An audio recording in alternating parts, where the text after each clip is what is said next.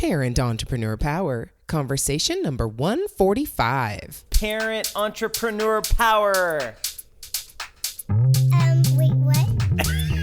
Entrepreneur Power! This is the podcast for parents juggling the tough choices required for success in business while putting family first. Hi, I'm Mary Catherine Johnson, and I share the ups and downs and dirty truths of profits and potty training while chatting with successful parent entrepreneurs from all walks of life. Are you powered up?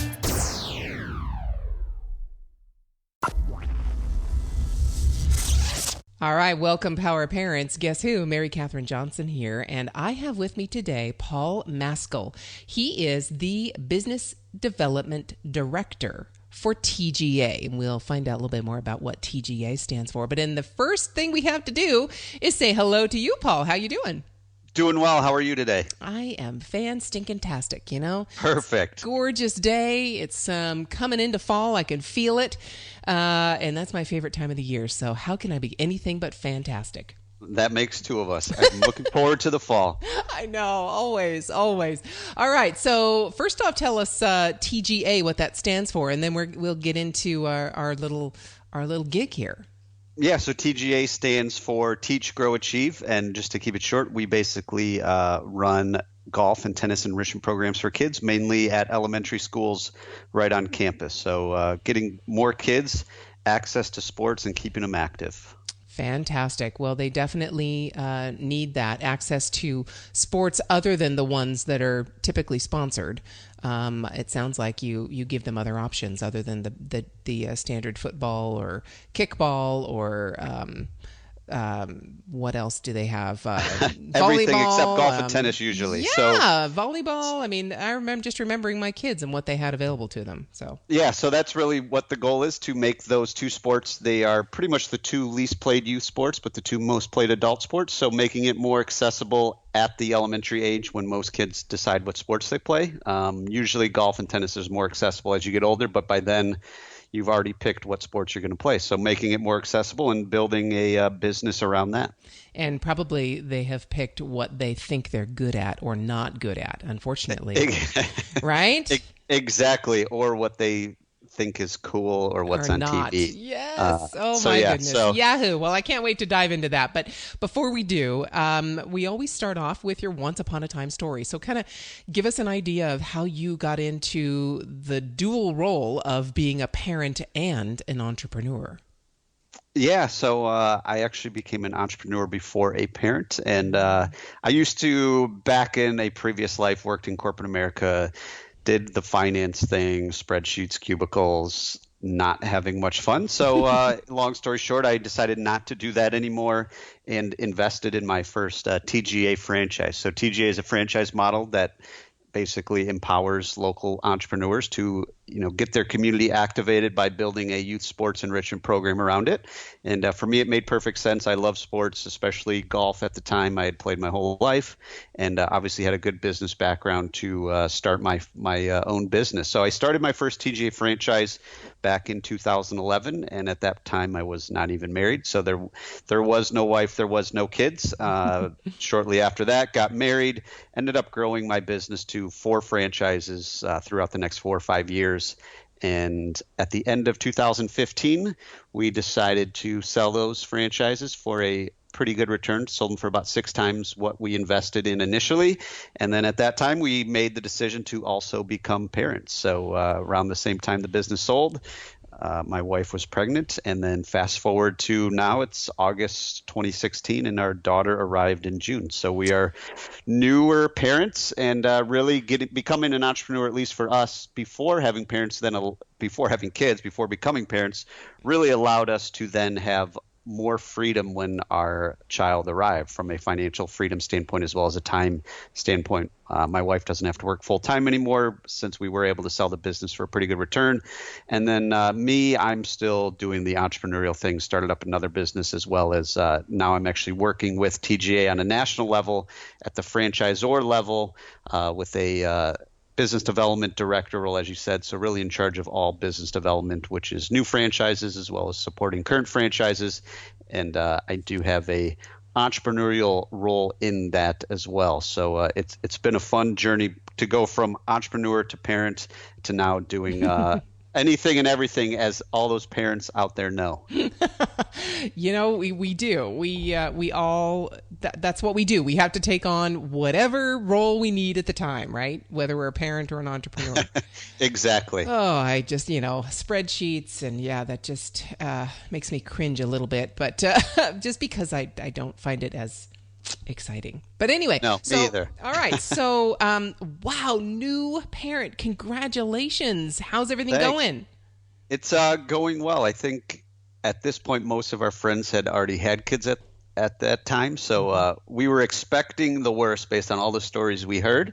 So we were prepared for the worst, which was probably a good thing. So things are going much better than expected. I will say that. The only thing I'll add to that is wait till the second one comes along. If it does. That's what they. But now now you think like, wow, this one's it's gone so smoothly. I don't really want to press my luck and see what happens with the next one. So so we'll worry about the first one for now. Yes, let's do. Yeah, it's and everyone's different. That's the only reason I say that. Not because the second one's worse or anything like that. It's just you think you got this thing down, and then the next one is totally unique, and you're like, wait a minute, your sister didn't do that. Exactly. Why aren't you doing what your sister? Yeah.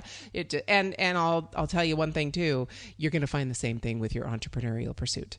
That is a fact. The second one is not going to go like the first one did. Too many things totally are agree. Different. Yes. So what are you working on now beyond the TGA? What you said you were starting something else up as well. So when actually we sold our businesses, I actually started up 2 ventures to see which one kind of played out better. At that time, we didn't have a kid, so I had the opportunity and the time to start more than one venture. So we started an e-commerce store selling wood products that I actually make on my own here. So we source the wood from places in the U.S. and then put together handmade wood products based around home organization. So shoe storage type things, coat racks, hat racks.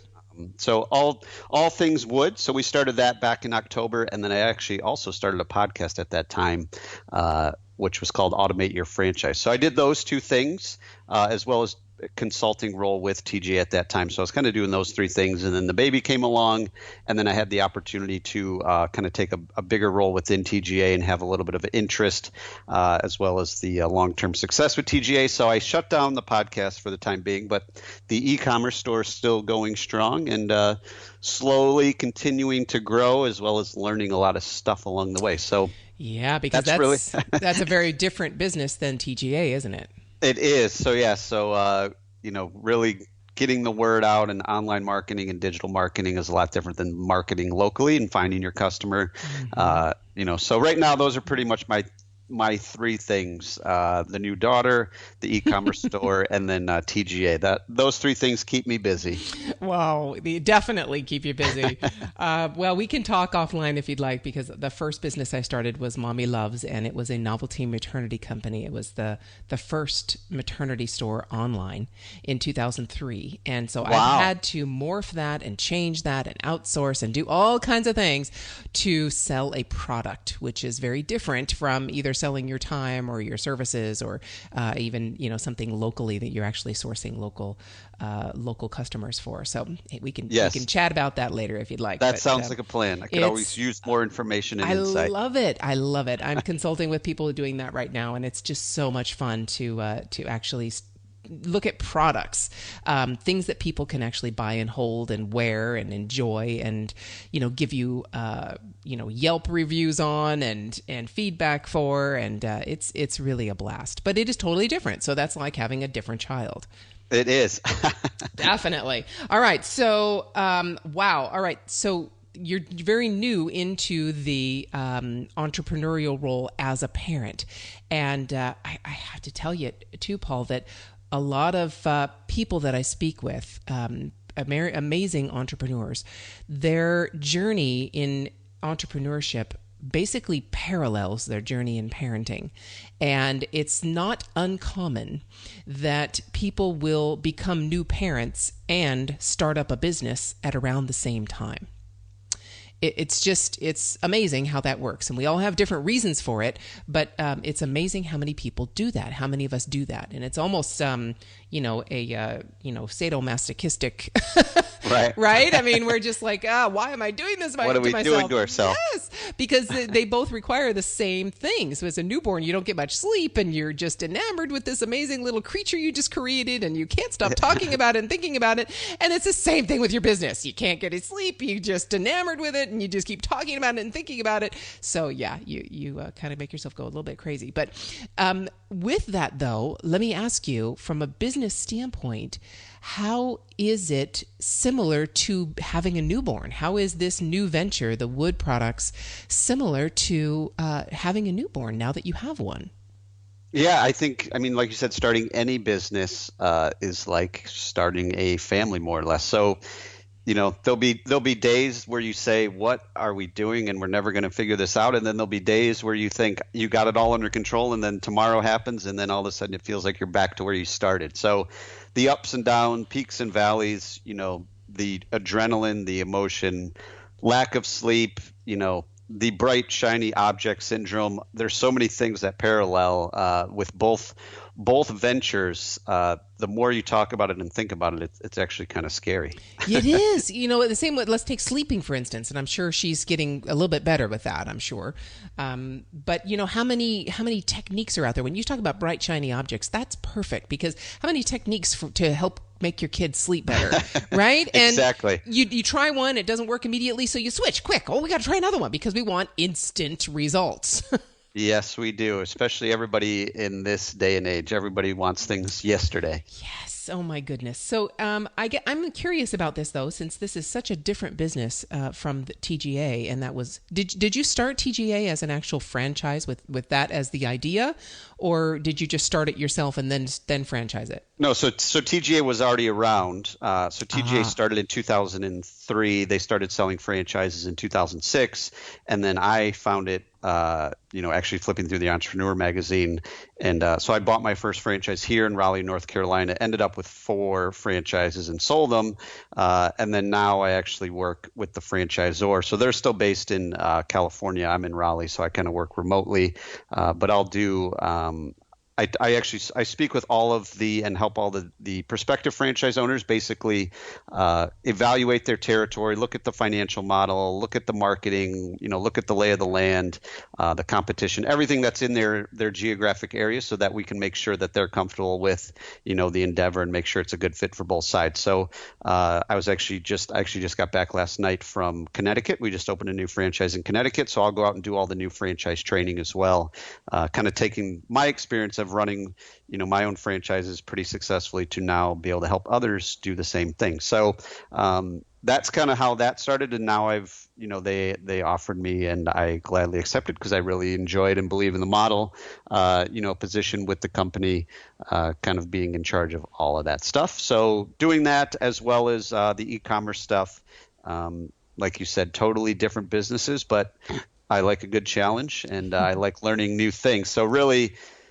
when you're doing any type of business, you're going to learn things that cross over into life, into other types of businesses. So it all kind of comes full circle. Yes. Fantastic. It absolutely does. So I guess what I would love to know is from such an amazing experience and through such knowledge that you gained with TGA and with franchising, what out of that model have you incorporated into your new, more retail e-commerce business, and what doesn't fit?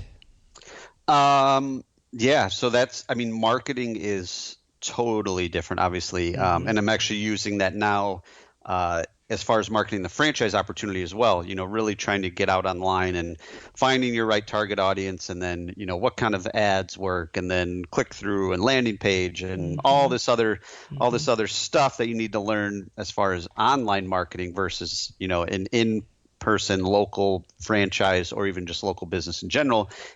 That's really, in a sense, it's easier. In a sense, it's harder. It really depends. Obviously, when you're running a local business, your market is a lot smaller, but it's easier to reach them because you're already constrained by a geographic region, which, right. That helps you a lot in the sense that it's going to get you closer to your target market quicker. So those things would be, marketing is the same, but the way you go about it is totally different. And then really, I think customer service, in my opinion, all businesses are based off customer service. Pretty much at this point, every product and service that is being sold by 100 different people.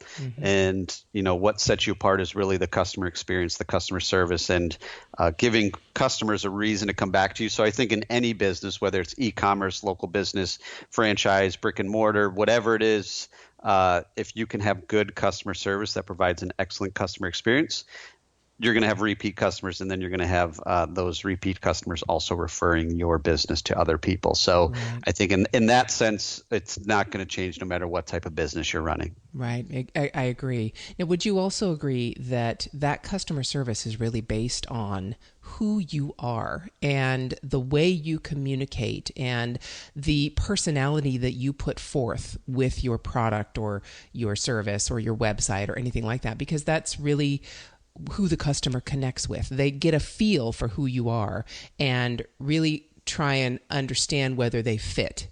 Totally agree. And I think that's what really your brand is, kind of that culture you build, and the expectations you build, not only just from the customers but from your employees as well. So they know whenever they come to you, whatever they need, they know what to expect because they've had good experiences in the past and their friends have told you about it or their coworkers have told them about it. So totally agree that those are things that you just can't outsource. And at the end of the day, people are still the ones building businesses because that's what customers and consumers go back to time and time again. It's not really what you're selling, it's who's selling it and what kind of experience are you going to get out of that. Exactly. It is really, especially now with the ability to take, not even 3 minutes and see on a website whether that person, you relate to that person or that brand or their tone, or there's so many mechanisms we use as humans to determine whether we feel comfortable in some place. And when we're online, you have very little time to let them know who you are so that they can determine whether or not they feel comfortable and whether or not they want to spend their hard-earned, more than ever, hard-earned money on what you have to sell. So, wow, yes. So that's fantastic. So really some of the same concepts with both businesses, but the way you go about it sounds like it must be different based Correct. on that. Okay. Well, with that then, now that you are not only a new father, but also an employee of another company, even though it's an entrepreneurial role, you're an employee of that company and need to fulfill the duties whenever they come up for that company, for TGA, and you're an entrepreneur for your own company again. With all of that, how in the world can you get everything done? You got to stay organized, and luckily that's one of the things I'm really good at is staying organized and planning ahead. I think no matter what you're doing, you've got to know what you're doing pretty much. How are you spending your time, and are you really maximizing the time? So getting up early and then just maximizing every minute and really savoring and just understanding the importance of time is so important that, there's so many distractions now. You can waste hours and not know where they went. People spend more time on Facebook than ever before. They're more, and then not only Facebook, but now there's 100 different other social media things to get distracted on. There's TV, and it's just, you really got to eliminate distractions and stay focused as much as possible. Definitely. So take me through a typical day for you then. How do you do that? So I'll get up right now. Our daughter, she usually gets up around 4:30 or 5. So I'll be the one to get up with her normally and feed her. So if say she gets up at 4:30, I'll feed her, and then that whole thing takes 30 to 45 minutes. So say she's back down by 5:30, so she's back sleeping by 5:30, and then that's really when I start my day. So I'll start my day, breakfast, shower, get ready, and then being able to start work by 6 or 6:30. And then more or less working from then until 6 o'clock at night gives me a good 12 hours of work. being able to work from home, it's much more efficient than having to commute somewhere. That saves a lot of time. And throughout the day, my wife is usually here at home, so she'll kind of take care of her during the day. I'll head downstairs a couple times a day to hang out, take a break, eat lunch, that type of stuff, just to not go completely crazy and get a little bit of fresh air. And then she'll go to bed usually by 7. So bedtime routine maybe starts at 6. If she's sleeping by 7, that'll give me another couple of hours and my wife a couple hours to get some work done, hang out, relax a little bit, and then usually in bed by 10. So if I can get 12 to 14 hours of work every day, it makes it happen. So, and I'm fine with that because I don't really enjoy television. Television, I think, wastes a lot of time. So we don't have cable. We'll have Netflix and Hulu and that kind of stuff. But that's the normal day. Obviously, you can't do that all the time. So I do try and play sports as much as possible. So play tennis a couple times a week, whether it's in the evening sometimes or on the weekends. And then my wife and I will have date night and have a babysitter come over so we can go out, once every couple weeks as well. So normal day is, I would say, 12 to 14 hours of work. But if there is stuff going on in the evening, might only be a 12-hour day, which is fine and necessary because you can't just work forever. Right. Definitely. No, you cannot. And at least not stay sane. Or at least I guess you could if you're a workaholic, but then something else is going to have to be compromised. Yes. And many times it's our relationships, unfortunately. Correct. So, okay, I need to get a little more detailed than that if we can, because you are taking a job and a new business and putting it into those 12 to 14 hours and just kind of throwing them in the pot. I want to stir that pot a little bit and see what floats to the top and see where everything fits. So tell me about that. With those 12 to 14 hours, how do you schedule exactly what you need to do when you need to do it? And first off, I would assume you don't just have a to-do list, you actually have a schedule.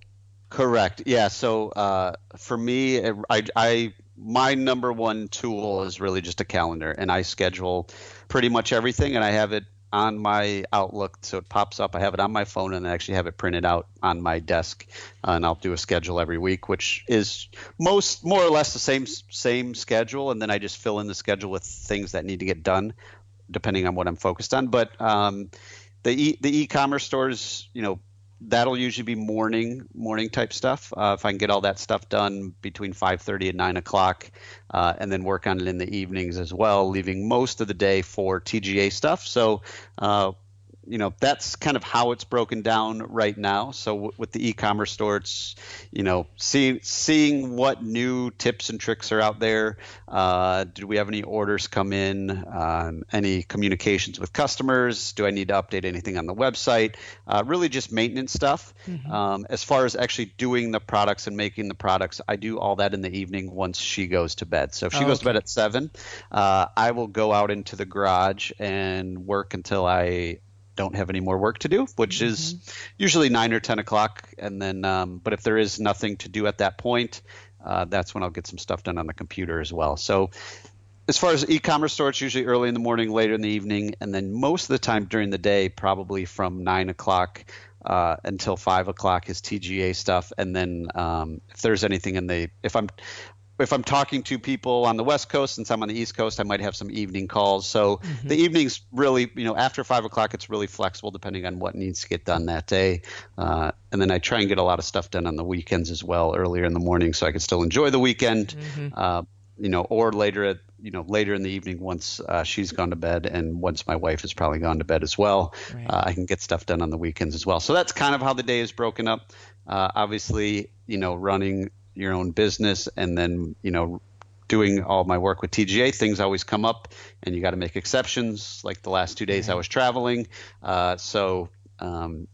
Might get up a little extra earlier or stay up a little bit later just to get stuff done, whether it's emails or website stuff or responding, to franchise inquiries or answering questions or returning voicemails, whatever it might be. But, in general, that's kind of my schedule. So from 5 to 9 is e-commerce stuff, 9 to 5 is TGA stuff, and then 7 to 10-ish is more e-commerce stuff or TGA stuff, depending on the day. So, okay. So when someone comes in and order, so you have this business, all things wood, everything's, is that what it's called, by the way? It's called Simpler Home. Simpler Home. Awesome.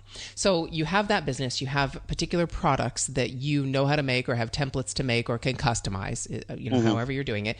And someone goes to your website and they find your product, go, oh my gosh, I have to have that shoe tree or, that shoe platform, right. That shoe storage system. All right. And they order it. And then you get the order either between 5 a.m. and 9 or between 7 and 10. You get that order and then you actually go to work making it, or did you already make that ahead of time and you have a stack of these products ready? Yeah, so now we're kind of working ahead, so we're making them ahead of time when we're slower, especially getting ready for, say, the holiday season and that kind of stuff when your orders ramp up. So we're slowly starting to build an inventory of things that are already completely done. We try and not have it to be too customizable just because we really want to kind of streamline it. And then by leveraging technology and email automation and all that kind of stuff, you can really automate a lot of the ordering process so that all we really have to do is fulfill the orders. So that's kind of what we're doing right now, building up our inventory slowly. But if we run out of, say, inventory of something that we got to go finish in the garage, that's kind of how it happens. And how long does it take you to typically make one of your products? It depends what it is, but the shortest would take like a day or two, really just because if we're staining stuff and finishing stuff, you just got to wait for the stuff to dry. So, time-wise, it doesn't take a ton of time, but length of time, it takes a while because you got to wait for it to dry and then you got to sand it and then you got to put another coat on it and sand it and finish it, that kind of stuff. So in general, if you're committed, you could get it done in 1 or 2 days. Everybody knows that, all our customers know that it's going to take, they'll get their product will ship within 1 to 2 weeks, depending on the time of year. So, being a handmade wood product, it's kind of expected, and that's kind of what they're paying for as well, and not just, going to Amazon or going to Walmart and buying something cheaper. Exactly. Okay, so good. Then in terms of the organization of your time and the time intensity for that particular business, you obviously have to charge premium price for that because it is time dependent. Correct. You don't have an assembly line going. Well, I'm sure you have certain things automated and you have certain pieces that you can make ahead of time and then put them together and then do all the finishing work. But still, it is dependent on your time. You can't make infinite numbers or large quantities all at one time. Our least not in your garage. That is a fact. So right now, since we're kind of bootstrapping it does take time. Our wood suppliers, they can get a lot of the at least getting the wood to the right size and getting it kind of to that point where then all we really have to do is put it together and finish it, which obviously saves a decent amount of time, so that way we're not just working with a raw piece of wood and spending hours cutting it and getting it perfect when you can get it from a wood supplier that they have all the tools that they can do that massive and quickly. So right now we still do it all. Obviously the future plan is as we continue to grow it, then it's going to have somebody else doing that for us. So that's the bigger picture end goal, is to have somebody doing kind of all the woodworking for us as we continue to grow the business. And that's just part of outsourcing, right? Correct. You got that right. Yeah, that's really all that is. And that's exactly what I had to do with Mommy Loves. I did the exact same thing. I was the one doing everything in the beginning, and I found out what you already know, which is the more customizable you are, the harder it is on you, and the longer it takes, and the more options you have, and et cetera, et cetera. That's much more difficult working situation. But many times, at least with that business, because this is maternity shirts. So, new moms, what your wife was like. She wanted to tell the whole world, right, that she's pregnant and wanted to do it in cute ways. So it was great from the customer standpoint. It was killer for me. But but yeah, so you in the beginning have to do a lot of that, and then they have to pay premium price for that. But as you're able to outsource and automate, and that you can use that word automate for that as well, because then your suppliers can really streamline the pieces they get you, so that you can get many of them at one time, and then all you have to do is assemble. And then even then, you'll be able to outsource even the assembly, because they can then just make all the pieces and put it together for you, much faster than you can in your garage. Yeah. Wow. Okay. So, and I wanted to go through that. Thank you for doing that with me, because I do have people in the audience. I'm thinking of one in particular, Johannes, that I've connected with, and he has a day job, and he's, doing his own thing on the side. And that's what we have to do. And it seems we are pretty much motivated by our adrenaline in the beginning, right? We're excited about this. This is just amazing, and it's going to be amazing, and people love it, and that just fuels us to keep going. Because really, sleep-wise, you can say you sleep from 10 to 4, but I'm sure she wakes up here and there, and your sleep is disturbed. So correct. So it's not a full sleep. So then you're working on little sleep, and you can only do these 12 to 14 hour days plus little sleep and interrupted sleep for so long.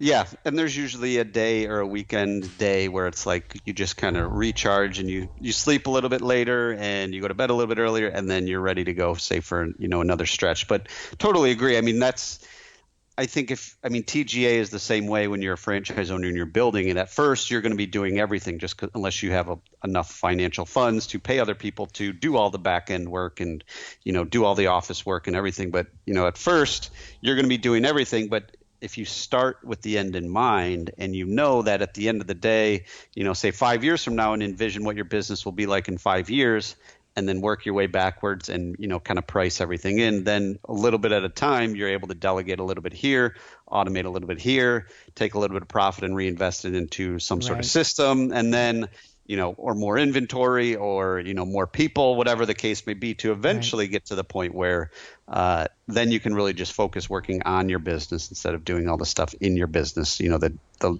little stuff that needs to be done. But once you have the funds and the ability to, it's not really worth your time if you can pay somebody else to do it. Exactly. And so that's really the whole bootstrap idea. Correct. That's a perfect example of it. That's how we do it. And it works very, very well, right? That's how a side business can really flourish. And that's how a sidepreneur can become a full-time entrepreneur. You got it. Wow. Fantastic. Well, thank you again. I'm really glad you were able to go through that whole scenario with me, because I know there are many people in the audience who are currently doing that or thinking of doing that. And that gives them kind of an idea of what it takes. No matter what, something has to give. And most of the time, as it was with me, I was usually up until 2 a.m. Right. So, I just did it. 2 a.m, got up at, say, 6 and did the whole thing over again. And I did the exact same thing. I made the shirts. I did all that when the kids went to bed. And you'll see that as she grows and changes, she probably won't go back to sleep at, when she's done eating at 5. Exactly. So you're gonna have to adjust it as those things happen. But then your business will grow. So that's why it just takes the same track. It's so crazy, because as she becomes a toddler, then your business will be more in the toddler phase, and it'll be growing more. And then you'll have major things that you'll have to change as that happens. So it's just so fun. It's really amazing how they're so similar, and just. I wouldn't do it any other way. I agree. So, okay. What really is if you could look back to starting the franchise and now starting this new business, what do you think you learned from that franchise that made this new business easier? That's a good question. I think really just understanding the whole bigger picture earlier. I think a lot of times when people start their first business, they don't understand the full picture, and they just kind of jump right in and start doing everything, but they don't really have a end goal in mind, and they're really just trying to survive and get the bills paid and make it to the next day. But I think when you have an end goal in mind, and that was really with TGA, that was what really kind of shifted once I realized what my end goal was and kind of envisioned what the business would be like, where I had full-time people in place and the business was kind of running on a day-to-day basis by itself. That's really when it changed. So then, every business after that I start, and even when I'm working with TGA at a headquarters level, really starting with the end in mind and then working your way backwards and then just chunking it down even smaller. So if in 5 years you want your business to be here, well, where are you now? And then how are we going to get you there? Okay, so let's work backwards. And then after our first year, we need to be here. Well, in order to get there a year from now, what do we need to do in the next 3 months? And then the next 3 months after that. So I would say, just in general, the first time you start a business, if it's the first time ever, if you can start with the end in mind, it's going to make it a lot easier and a lot more digestible to get to where you want to go. Amen. Oh boy, yes. I agree 100%. And that's, if you can, I love what you said about starting with an end goal and then working backwards. And, if you look at, let's say you want to make $100,000 the first year, and you look at that and how much that means per month. And then you look down from that, how much that means per week. And then from there, how many pieces do you have to sell or clients do you have to consult or whatever it is you're doing to get that number per week? And many times you'll be a little discouraged by that because you think this is a huge goal and it's doable. And yes, the internet's gotten you all excited and it's going to happen. And then you look at the details and it's a much bigger mountain to climb. So if you start smaller like that, like you said, 3 months or 6 months or the first year and then 5 years, and be a little more realistic about it, do it as a true business person, not as an internet marketer. Right.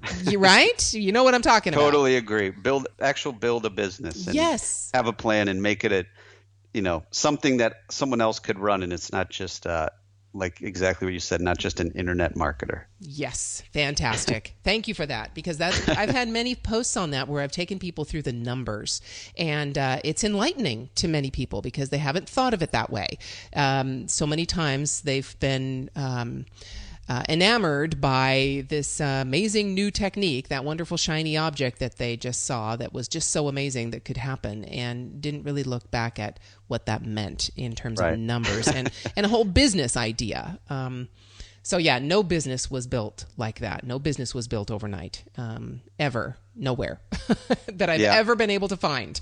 An actual business, not just some sort of stream of revenue that won't last long. I was more into building a business, which even why a franchise opportunity to me was really attractive too, is just that you're actually building a business that's tangible, that's repeatable, and that's long lasting, and not just some internet marketing get rich quick, create this course and sell it and you'll be a millionaire by the end of the year. It's not going to happen. No. I mean, there's some internet marketers that are actually building businesses, whether it's coaching or consulting, and they're actually adding value and building a long-term brand and that kind of stuff. But if something's too good to be true, it probably is. That saying will never change. That's right. And the franchise, the reason that was great and you knew it was going to be repeatable is because that's what a franchise does. Exactly. And for a first-time entrepreneur that, I quit my job and just started this business, that gave me a lot more comfort knowing that this has been proven to work over the course of time, and there's people that have done it and they perfected the systems and they perfected the product that they're going to sell. So for that reason, it made a ton of sense because it didn't take a ton of money up front. Whereas if you wanted to build it out on your own, it's going to take you a lot more money. And then you got to hope that it works. Where with a franchise, that it works because it's been proven to work, kind of all around the country or world. Exactly. So let's see how that works. Okay. And what it looks like for that. And if we can get to a little more details, and if you can give us a couple of examples. Now, I don't need you to give us your personal examples for your woodworking business and what your goals are, but give me an idea so that people really, again, we hit this thing home, that we need to think about numbers. So how would you, if you were looking at the, knowing where you want to go, like you were talking about, what would be a realistic thing for a starting person to what would be a realistic goal for them to set. Let's say if they're going to sell a product, and whether they have to make the product or whether they're going to buy the product and resell it, doesn't matter. But if they're going to buy a product or sell a product, what kind of realistic numbers do you think they can use as goals for, say, the first 3 months or the first year or anything like that? Do you have any advice for that?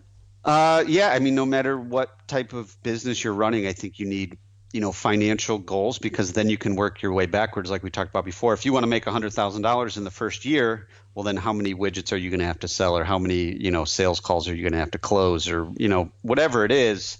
And I think everybody's goal is different because everybody wants something different out of a business. Something like TGA, it's based around sports and kids. So for me, financial things aside, obviously I want to be very successful, but just having the opportunity to build a business around sports and kids was, that was a big achievement instead of sitting in a cubicle and doing a spreadsheet. So, right. If somebody is still working full time and say their goal is to get out of that job, well, then how much money do you need to do to, what do you need to do to replace that? Yep. And then, so say that's $100,000. And then can you do that in 1 year? Can you do that in 18 months? Can you do that in 2 years? And then, work your way backwards. If you're selling, a widget and that widget only cost, you're only selling it for $10 and you're only making $3 a widget, it's going to take obviously longer to get there unless it's a consumable that people order over and over. Right. But if that's the case, most of the time at that price, you don't really care about customer service. You just care about getting that thing over and over, and you'll probably just go to Amazon and get it. So yep. So that's where you want to sell it, is on Amazon. So you would go to Amazon FBA and sell it there. Whereas if you want to, there's so many opportunities out there. It's hard to answer that question and just, depending on what people want to do. But there's ways to just start making money right away to get you closer to getting out of that job, if that's the case. If you want to get out of the job in the next 12 months, figure out how much money you need to make, and then really figure out how much money you need to make. Because if you're living off $100,000 right now, you could probably live off a lot less. Right. You're probably fairly comfortable. Whatever you're making, you're probably fairly comfortable, and you're probably still, paying $100 and some for a cell phone and TV, and you're going out to eat. So really go bare minimum of what do I need to survive? How do I make that amount of money? And then work your way backwards. So if you're doing high-end coaching or consulting, you probably don't need a lot of clients. But if you're selling $10 widgets that are very, people can create the same thing, you're going to have to take the time to learn how to beat the other people that are selling the exact same thing. And if it's lower priced, it's not going to be customer service. It's going to be marketing and quality. Do you have good reviews? And are you good at keyword research? Are you good at SEO? Whatever the case may be, you could take that 1,000 different ways. But I think just figuring out what you need in the first, say, 12 to 18 months to get out of your job, if that's your goal, then figure out, if you're selling one widget, what else can you sell with it? Can you upsell something, cross-sell something? Can you create other products around it that, might not be upsells or cross-sells, but they might be similar, niches? It's a big, wide open world. Well, I think there's a reason you're considered the business development director.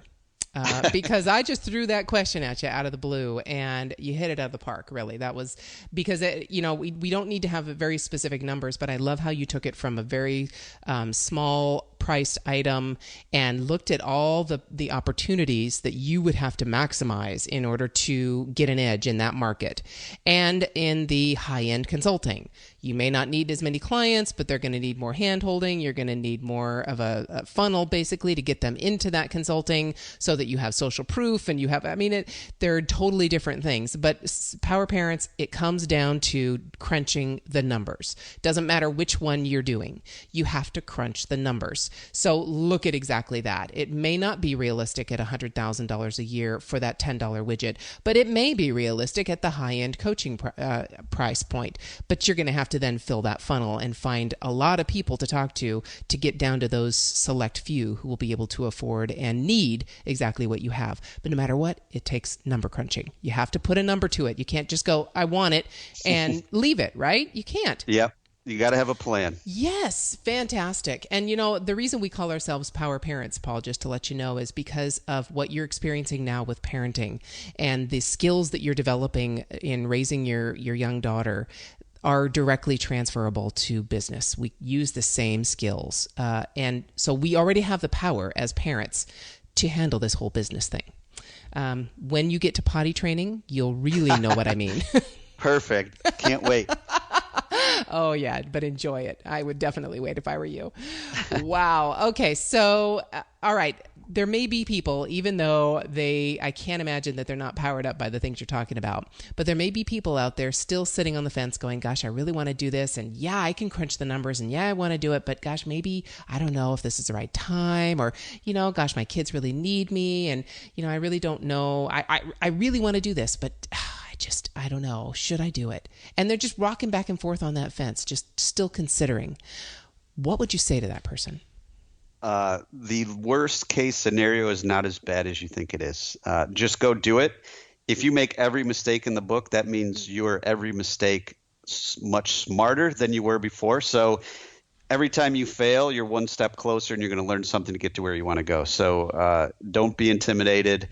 And you can always make excuses and you can always put things off. And that's just human nature because you are not confident or you're scared or you're expecting the worst. But, every successful entrepreneur has made every mistake to get them where they want to go. The same mistakes you're going to make, right? Exactly. Yeah. In parenting and in business, you're going to make mistakes. And at the end of the day, you'll be fine.